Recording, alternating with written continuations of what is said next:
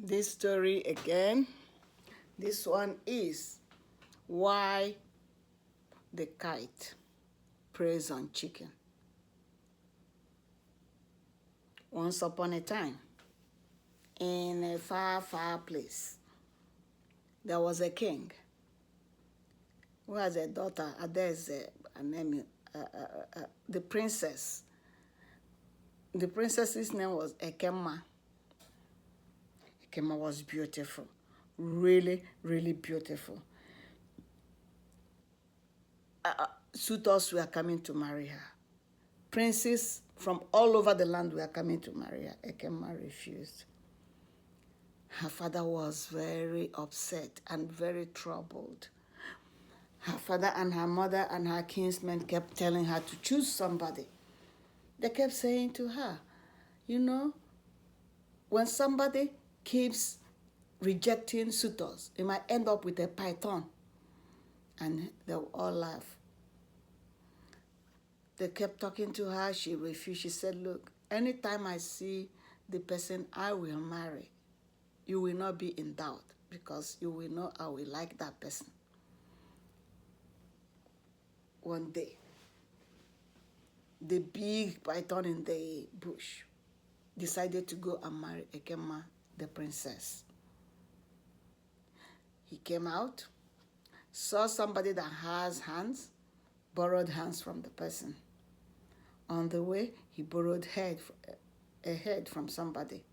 On the way, he borrowed legs from somebody, borrowed the body from somebody.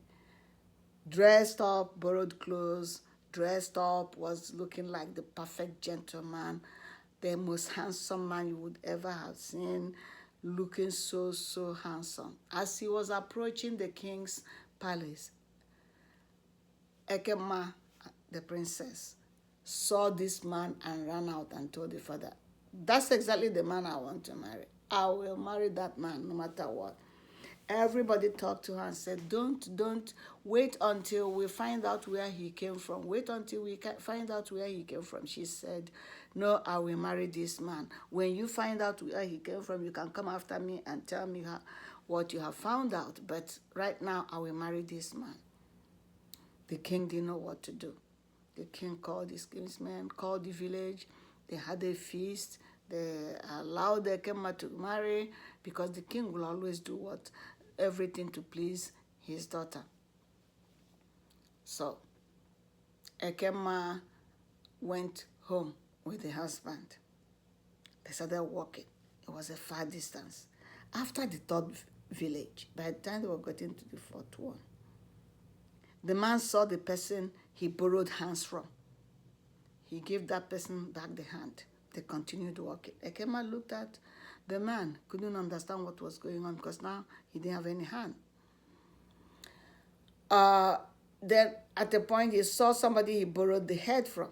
He gave over the head and his head turned into a snake, python's head.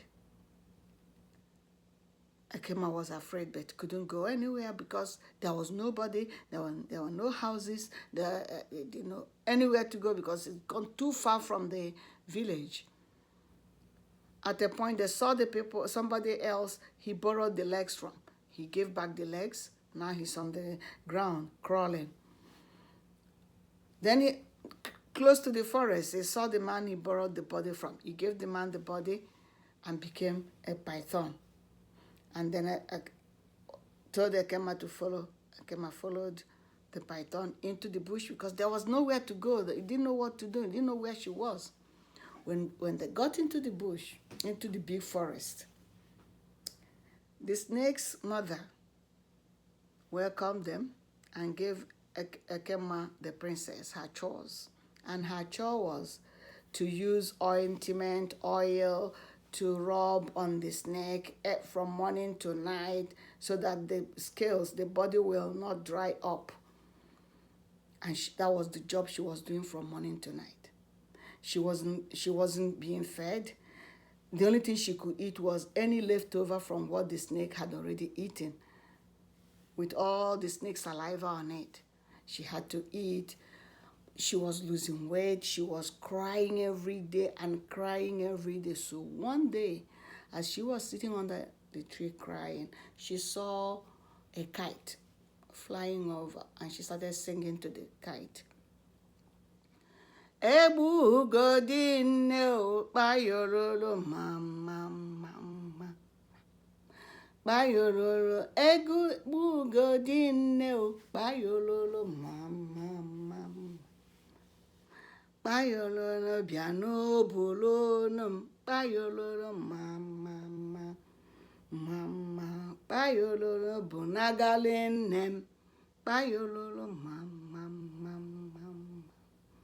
Kpayololo na nna m kpayololo mama mama. Kpayololo egbugodi nne o kpayololo. The kite came down and carried her. The snake tried to jump, couldn't do anything because it's a bird. There's no way the python can jump up. So he carried Ekema to the father's compound and dropped her in the middle of the compound. Everybody came to see what the kite brought into their compound. And everybody was looking at these almost bones, emaciated bones there. And it was Ekema. They started screaming. The king was crying, the wife was crying. They took her, they bathed her, gave her food. She couldn't eat because it's been a while, 3 months since she ate last. She was almost dead. And then the king then said to the kite, what can we do for you? How do we compensate you for bringing back Ekema to our house? The kite was looking at the king and wasn't talking. He kept asking. The kite kept looking. They went and brought a goat. The kite did not even shake. They went and brought gold money. The kite did not shake. An old woman sitting by the side said to the king, look, that kite is eyeing that chicken over there. Why don't you give the kite the chicken? And then the old man said, just a chicken? For doing this big thing? He went and got a big basket and filled it with chicken and gave to Kite. Kite then was happy, took the basket and flew off. But as he was flying off, one of the chicken fell, and he left the chicken that fell, went home, finished eating the ones in the basket. Then from time to time, he will come into the village to look for that chicken that fell. So he will keep taking chicken because the kite said those chicken were the offsprings of his chicken that fell when he was living. And that's why the kite preys on chicken. And we still have to say this, the adage, when people continue rejecting suitors, they end up getting a python. Jabi, war.